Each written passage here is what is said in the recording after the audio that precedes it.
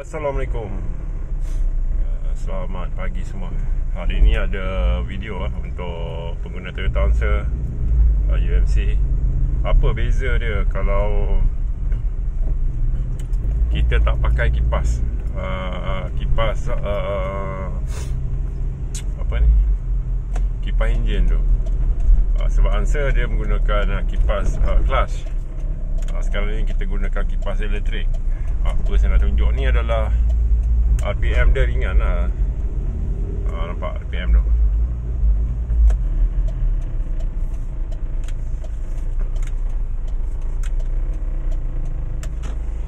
Sebabkan kipas tu dia tak sangkut dengan enjin, dia menyebabkan dia ringan, responsif.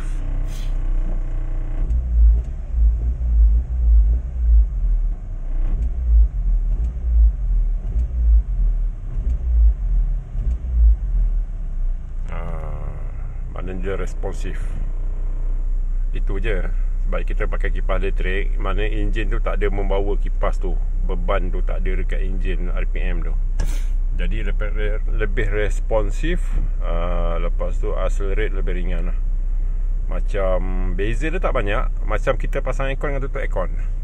Jadinya sekarang ni kita bawa macam seolah-olah kita tutup aircon. Dia macam itu.